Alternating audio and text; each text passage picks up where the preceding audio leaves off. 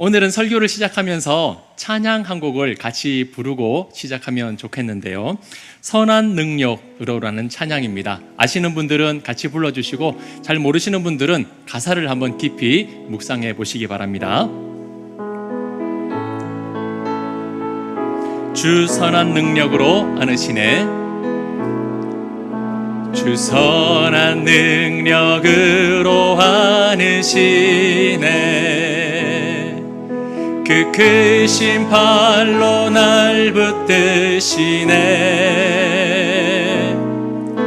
절망 속에도 흔들리지 않고 사랑하는 주 얼굴 구하리. 이전의 괴로움 날에 서고 이전의 괴로움 날 애워싸고 고난의 길을 걷는다 해도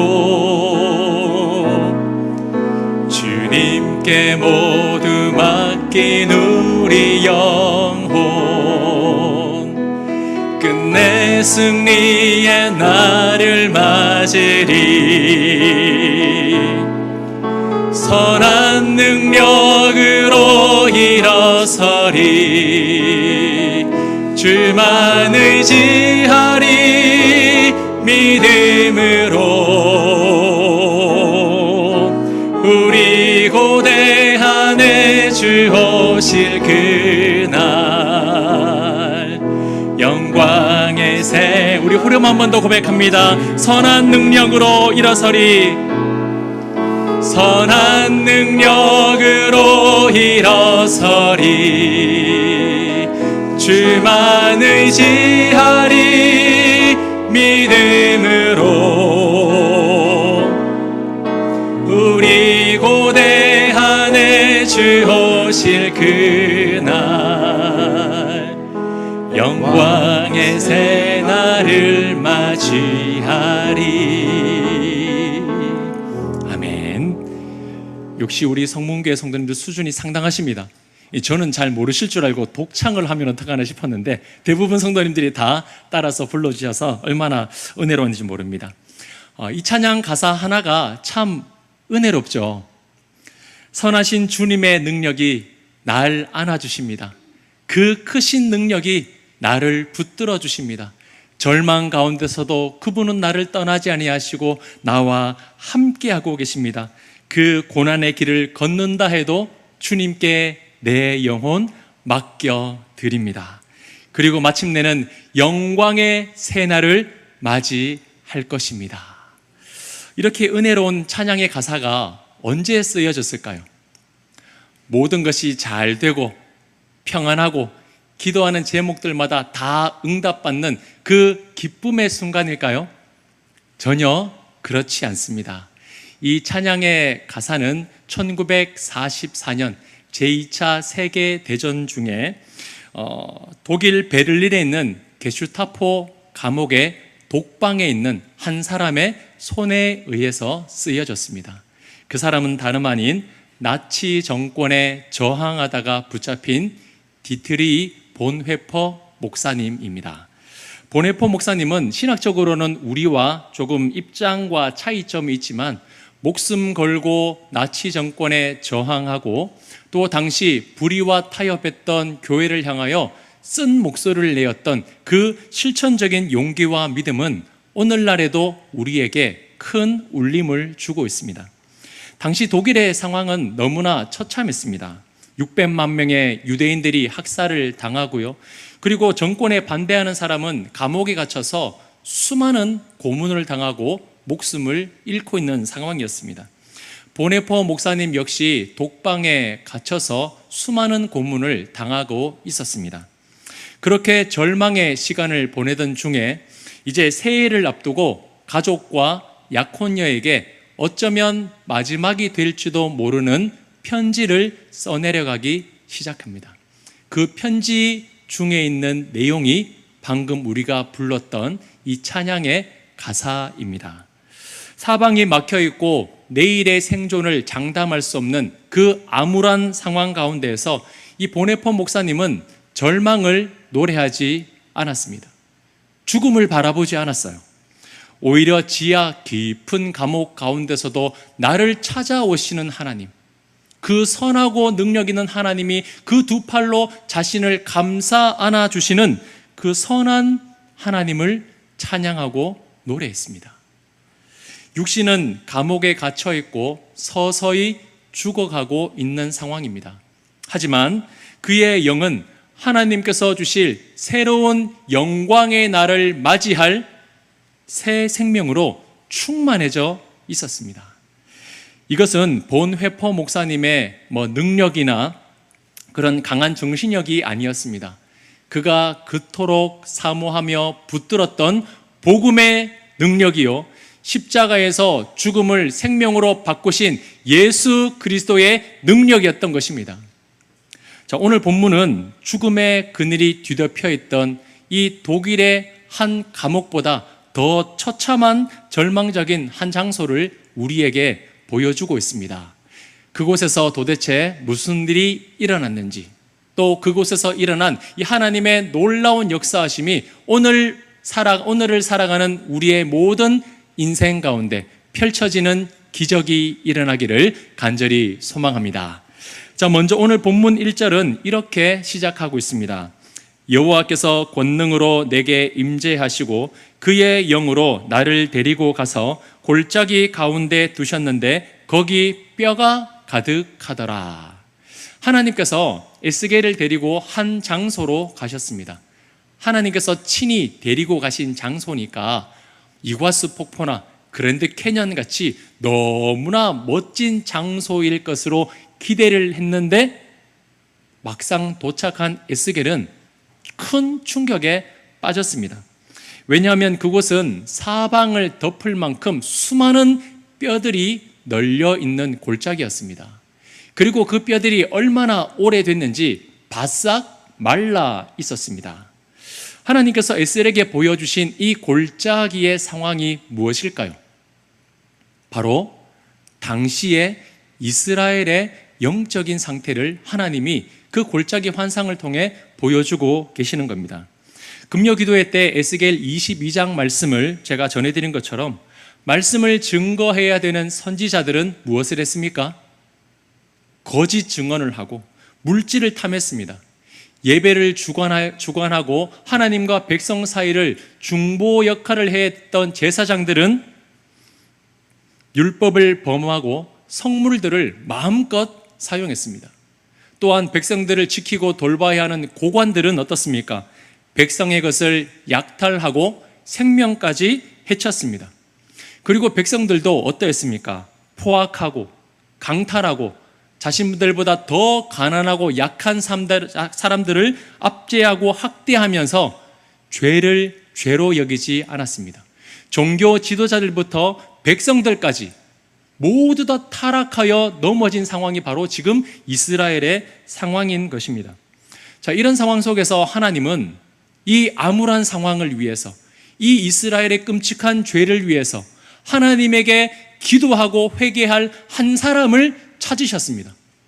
누가 이 백성을 위하여 기도할 자 없느냐? 누가 나에게 찾아와 이 끔찍한 심판을 내려지지 않기를 간구하는 사람이 없느냐? 하나님이 찾으셨으나 어땠습니까? 한 사람도 찾지 못했다라고 하나님이 말씀을 하셨습니다.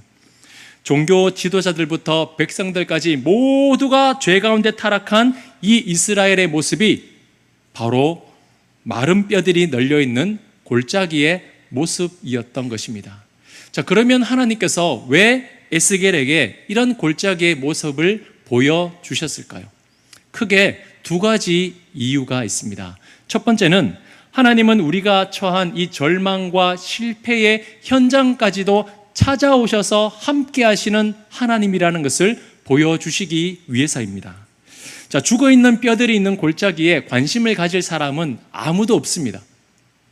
그 골짜기에 아무도 찾아가지 않았기 때문에, 사람의 발걸음이 완전히 끊어졌기 때문에 그 골짜기에는 뼈들이 널려 있었고 메말라 있던 상태였습니다. 그대로 방치가 되었어요. 그러나 하나님께서는 그렇게 소망이 끊어진 자리까지도 찾아가시는 분이라는 것을 지금 에스겔에게 보여주고 계신 겁니다. 사랑하는 성도님들, 혹시 우리 인생 가운데서도 이런 골짜기와 같은 상황이 있는 분이 계십니까?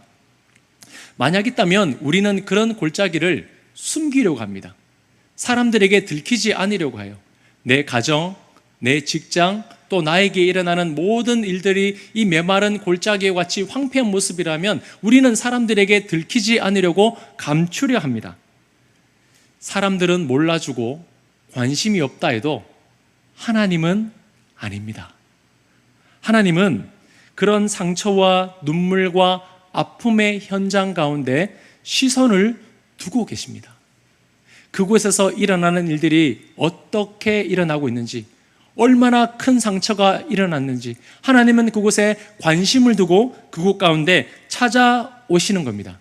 이것이 바로 우리가 가지게 될 소망이고 하나님께서 일으키실 기적의 시작입니다.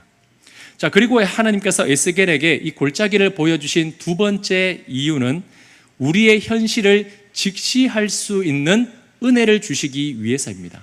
현실을 직시하는 것, 이것이 하나님이 주시는 은혜입니다. 자, 어떤 분은 이렇게 생각하실 수 있습니다.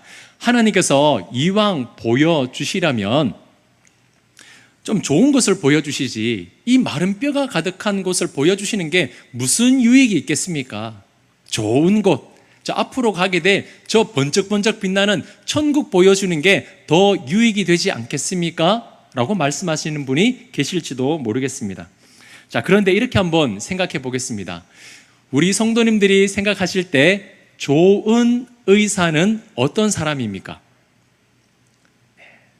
친절하게 대해주고 좋은 말을 해주고 무조건 나을 수도 있다고 하면서 환자의 기분을 잘 맞추어주는 사람이 좋은 의사입니까?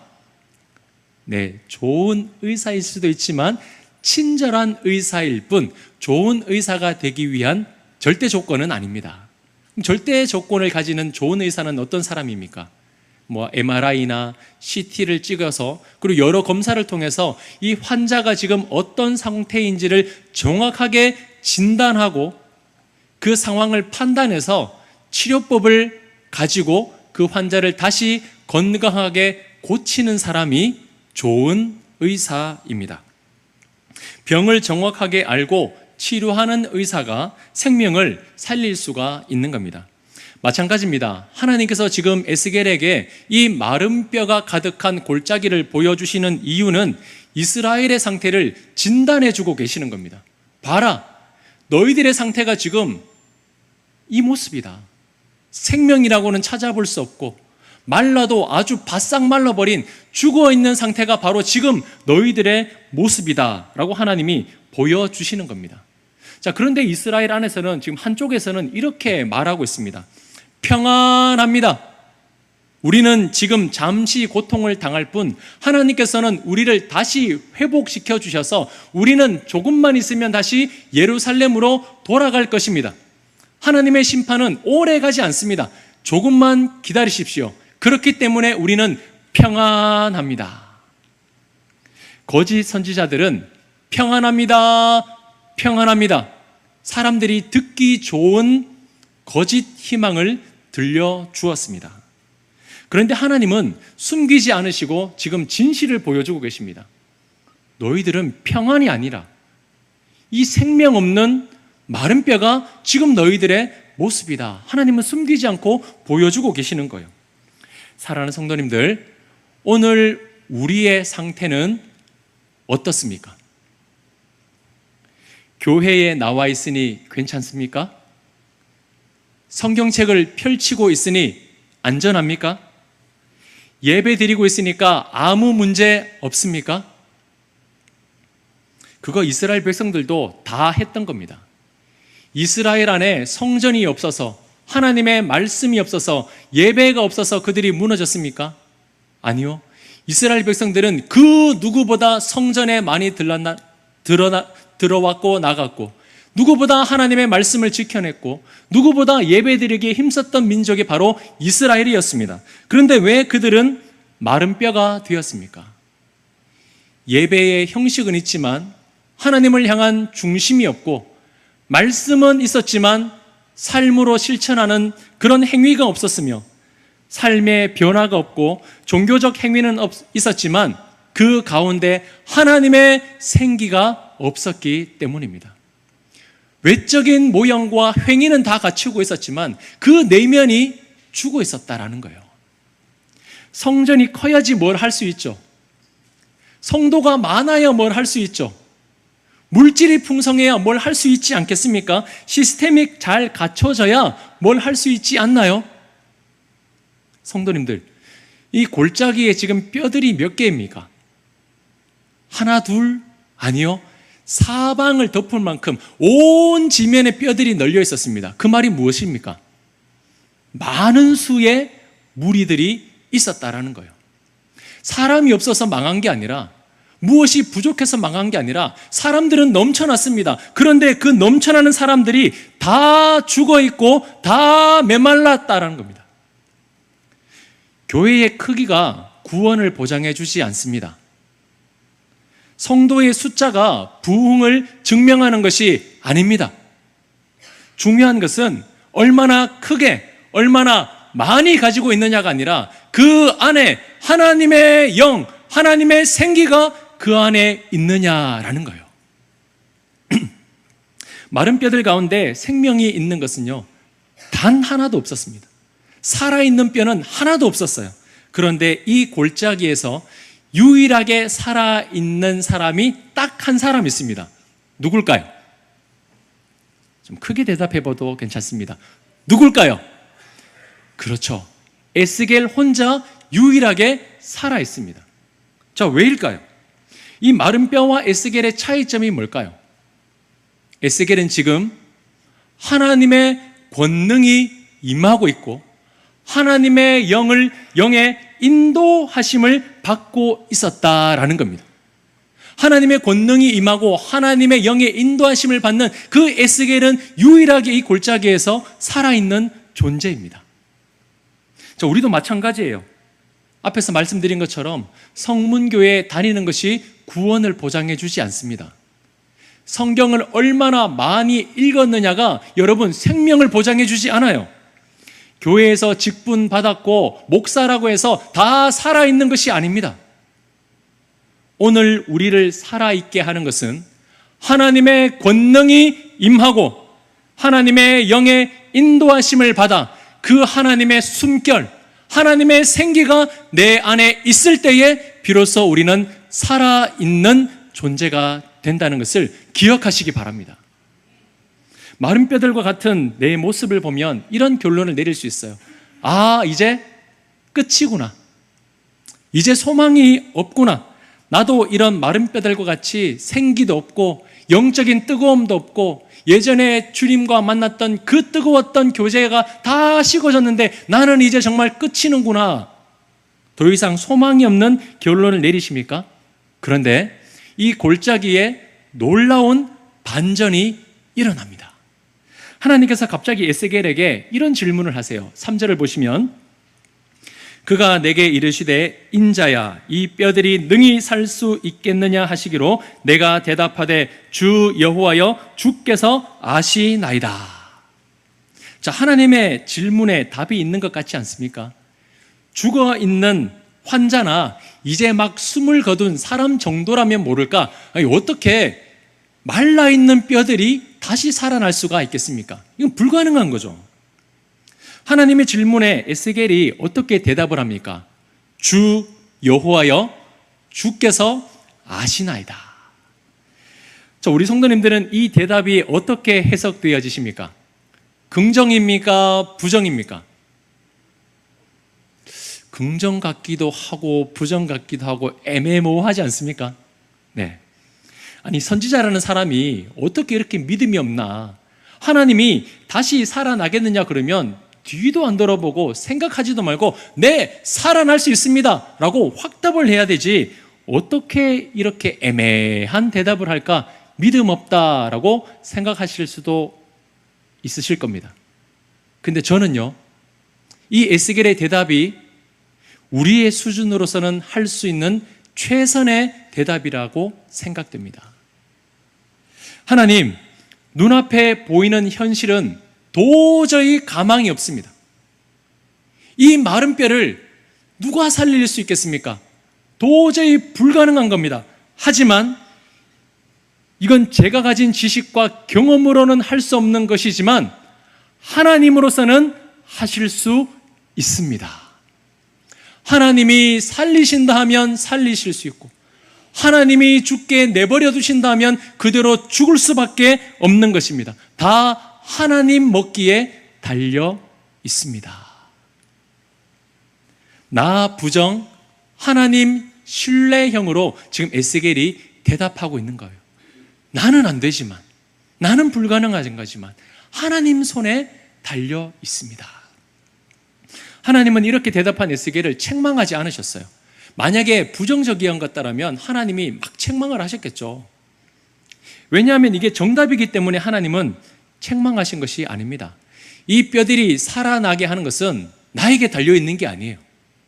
내가 할 수 있다고 해서 되는 게 아니라는 겁니다. 내 마음 먹기에 달려있는 것이 아니라 그것을 살리는 분도 하나님이시요 그대로 죽게 내버려 두는 것도 하나님이었습니다.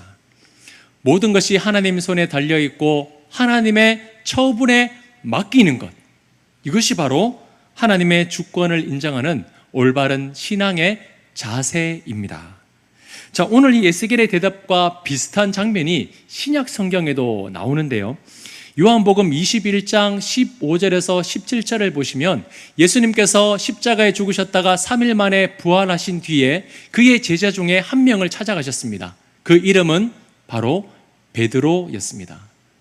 예수님께서 자신을 3번이나 모른다고 마지막까지 저주하고 욕까지 한 그 베드로를 찾아가셨을 때 그 베드로가 예수님이 자신 앞에 나타났을 때 어떤 기분이었을까요?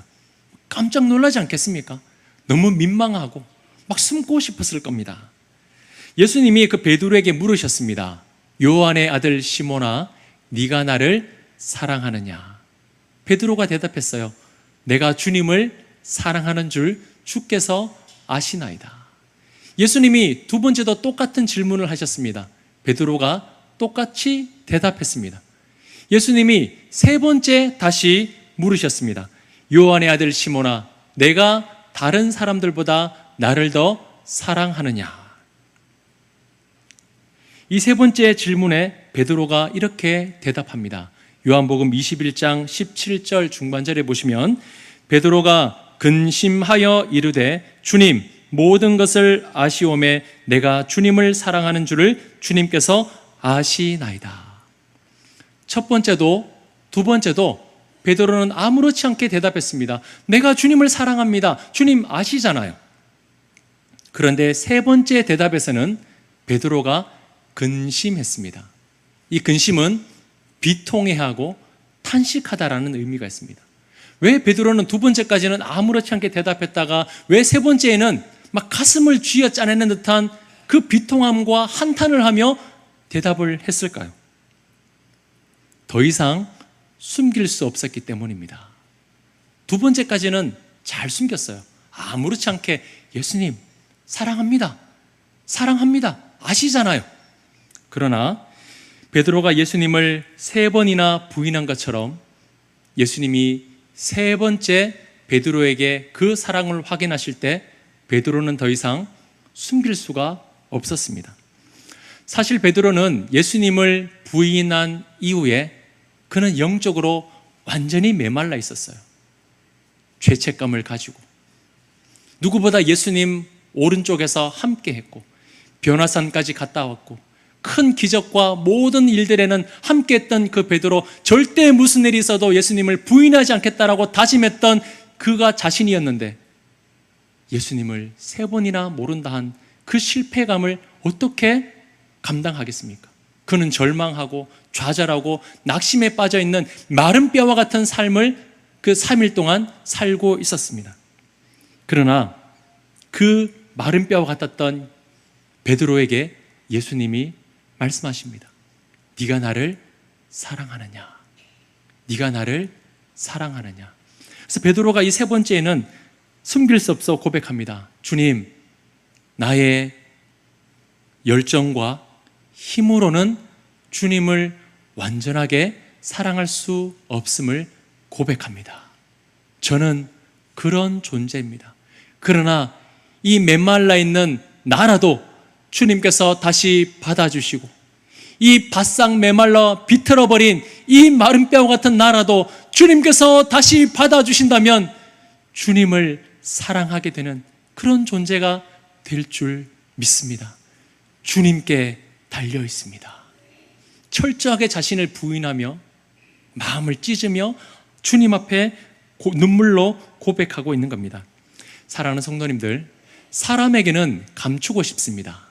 들키지 않으려고 노력해요. 아니, 들키고 싶지 않아요. 티나지 않게 잘 숨기고 싶습니다. 하지만 하나님에게는 숨기지 않으셔도 됩니다. 하나님에게는 감추지 않으셔도 돼요. 하나님은 이미 우리의 모든 것을 다 알고 계십니다.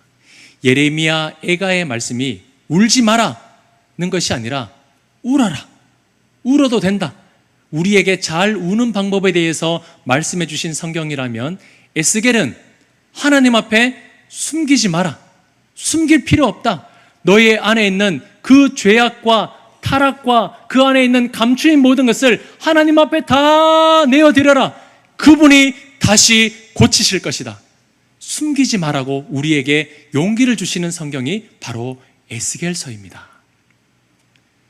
사랑하는 성도님들, 하나님께서는 오늘 우리에게 묻고 계십니다. 이 뼈들이 능히 살아나겠느냐? 이 질문은 에스겔과 우리의 믿음을 시험하는 말씀이 아닙니다. 너 살아나는지 안 살아나는지, 너 믿음 있는지 한번 보자, 이게 아니에요. 오히려 우리의 상태를, 오늘의 나의 영적인 상태를 직면하게 하시고 우리 스스로 한계를 인정하게 하시는 하나님의 은혜의 질문입니다. 너 자신을 들여다봐라. 네가 지금 어떤 모습인지를 직시해라, 직면해라, 그리고 나를 찾아라. 내가 너에게 찾아가고 내가 너를 다시 회복시켜 주겠다. 나는 할 수 없습니다. 그러나 하나님만은 하실 수 있습니다. 이 고백 뒤에 하나님은 어떤 역사를 펼쳐주십니까? 하나님께서 에스겔에게 말씀하십니다. 에스겔아, 이 뼈들에게 하나님께서 생기를 들어가게 하시리니 너희가 살아나리라, 되어나라 말씀하십니다. 여러분, 이 말씀이 성경에 기록되어 있으니까 그럴듯하게 보이잖아요. 멋져 보이잖아요. 그런데 현실적인 버전으로 조금 바꾸면 하나님께서 우리에게 저 칠곡에 있는 현대공원에 가서 무덤 보고 설교하라는 겁니다. 여러분, 무덤 보고 설교하는 게 유익이 있겠습니까? 죽어 있는 자들이 그 설교 듣고 뭘 하겠습니까? 무덤 앞에 하는 설교 아무런 유익이 없는 거예요. 사람의 생각으로는 시간 낭비고 아무런 의미 없는 시간입니다. 그러나 이 에스겔은 하나님의 말씀에 순종하여 죽어있고 말라버린 뼈들을 향해 대언합니다. 하나님께서 생기를 불어넣으시니 다시 살아나리라. 그 하나님의 말씀을 대언했더니 어떤 일이 일어났습니까? 자, 7절을 보시면 이제 내가 명령을 따라 대언하니 대언할 때에 어떻게 됩니까? 소리가 나고 움직이며 이 뼈, 저 뼈가 들어맞아 뼈들이 서로 연결되더라. 말라있는 뼈들이 막 움직이기 시작하더니 서로 연결되는 겁니다. 우리는 이런 모습만 봐도 뭐라고 합니까? 기적이다라고 표현해요. 예전에 비해서 많이 달라졌다고, 와, 하나님의 역사가 일어났다고 환호하며 기뻐합니다. 그런데 하나님은 여기에서 만족하지 않으셨어요. 하나님은 멈추지 않으셨습니다. 자, 에스겔이 다시 보았습니다. 그랬더니 8절 말씀에 연결된 뼈들에게 힘줄이 생기고 살이 채워지면서 가죽으로 덮이며 사람의 형체가 되었습니다. 야, 여러분, 뼈에서 힘줄이 생기고 살이 덮이고 가죽으로 덮이면 거의 다 된 것 아닙니까? 야, 이제 끝났다. 이제 이 정도만 돼도 충분하다. 우리는 이것을 기적이라고 말합니다. 그러나 하나님은 여기에도 만족하지 않으셨어요. 이어서 하나님은 중요한 말씀을 하십니다. 자, 9절 말씀은 다 같이 한 목소리로 읽겠습니다. 시작. 또 내게 이르시되 인자야, 너는 생기를 향하여 대언하라. 생기에게 대언하여 생기야, 사방에서부터 와서 이 죽음을 당한 자에게 붙어서 살아나게 하라 하셨다 하라. 아멘. 뼈가 맞춰지는 것도 전부가 아니고, 힘줄이 생기고 살갗이 생겼다고 전부가 아니라 하나님은 그 뼈들에게 무엇을 주십니까? 생기를 불어넣으라고 말씀하고 계십니다. 저는 이 말씀에서 하나님의 마음이 느껴졌습니다. 뼈들이 연결되었다고 기뻐하지 마라. 힘줄이 생기고 살이 채워지고 형체만 갖췄다고 만족하지 마라. 살이 붙었다고 해서 끝난 것이 아니다. 그 안에 나의 숨결, 나의 영, 나의 생기가 들어가야 된다. 나의 생명이 그 안에 채워져야 한다. 그래야 진짜 살아나는 것이다.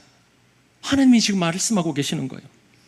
사랑하는 성도님들, 저는 진심으로 소망하기를 오늘 이 말씀이 누군가에게는 위로가 되고, 누군가에게는 기회가 되고, 누군가에게는 경고가 되기를 바랍니다. 적당하게 해서는 안 됩니다. 마른 뼈가 연결되는 정도에서 만족하면 안 된다라는 거예요. 이 정도만 되어도 예전에 비해서 많이 나아진 것 아니냐고. 힘줄이 생기고 살이 채워지고 가죽 정도 덮였다고 예전에 비해서 많이 달라졌다고, 많이 나아졌다고, 이만하면 됐다. 아닙니다. 우리 안에 하나님의 숨결, 하나님의 영, 하나님의 생기가 채워져야 합니다. 이 정도만 해도 괜찮다고, 평안하다고, 잘하고 있다고 그런 거짓말에 속으시면 안 됩니다. 이건 저에게 주시는 경고예요. 요즘 잘 되는 것 같다고. 요즘 예전에 비해서 분위기 많이 달라졌다고. 예전에 비해서 이만하면 됐다고. 아니더라고요. 보이는 게 전부가 아닙니다. 하나님의 영이 우리를 움직이고 계시는가? 하나님의 영이 우리 성도님 한 사람 한 사람에게 채워지고 하나님의 숨결이 불어가 그 안에 하나님이 움직이고 계시는가? 우리는 그것을 들여다 봐야 된다는 거예요. 사랑하는 성도님들, 우리는 정말 괜찮습니까? 우리 가정은 정말 평안합니까? 우리 교회는 정말 아무 문제 없습니까? 우리 성도님들은 정말 괜찮으십니까? 혹시 지금 우리 자신이 마른 뼈라고 생각하는 분이 계십니까? 오랫동안 식어버린 마음 때문에 낙심하고 절망하고 나는 이 정도에서 만족해야 된다. 이 정도만 해도 나는 최선을 다하고 있다. 아니요. 그건 사탄이 주는 거짓말입니다. 우리는 오늘에 만족할 수 없습니다. 여기에서 만족하면 안 됩니다. 이제 겨우 뼈들이 맞춰졌을 뿐입니다. 이제 겨우 힘줄이 생기고 살이 채워지고 가죽이 덮였을 뿐입니다. 여기에서 끝나는 것이 아니라 하나님의 생기가 부러져야 됩니다. 그 하나님의 생기가 부러졌을 때에 그 마른 뼈들은 어떻게 되었습니까? 10절 마지막에 곧 살아나서 일어나 서는데 무엇이 되었습니까? 극히 큰 군대더라. 이 뼈들의 정체가 무엇입니까? 여러분, 저는 이 말씀을 묵상하면서 깨달았어요. 이 뼈들이 살아나서 군대가 된 것이 아니라 이 뼈들의 정체가 무엇이냐면 군대였던 거예요. 하나님의 나라를 위해서 싸워내고 하나님의 나라를 위해서 영적인 전투를 벌여야 할 이 군인들이 하나님에게서 멀어지고 오늘의 순간에서 만족하고 파수꾼의 역할을 감당하지 않다 보니까 점점 말라갔던 거예요. 말라가고 말라가 뼈들이 된 거예요. 근데 하나님께서 이 마른 뼈 가운데 생기를 불어넣어 주시니까 그들이 다시 본래의 모습을 되찾게 된 것입니다. 사랑하는 성도님들, 오늘 이 하나님의 역사하심이 우리 가운데 일어날 수 있기를 간절히 소망합니다. 우리 안에 생기를 불어넣어 주옵소서. 우리 가정에 생기를 불어넣어 주옵소서. 우리 교회에 생기를 불어넣어 주옵소서. 이 나라, 이 민족 가운데 하나님 다시 생기를 불어넣어 주옵소서. 하나님이 우리를 창조하신 그 원래 창조의 목적대로 쓰임받는 사람으로 회복되게 하여 주옵소서. 죽었던 마른 뼈를 다시 원래의 큰 군대로 바꾸어 주시는 그 하나님의 회복과 역사하심이 오늘 이 말씀 앞에 마음의 무릎을 꿇고 받아들이시는 모든 성도님들과 우리의 가정과 우리 성문교회와 이 나라, 이 민족 가운데 다시 펼쳐질 수 있기를 주님의 이름으로 축원합니다. 축원합니다.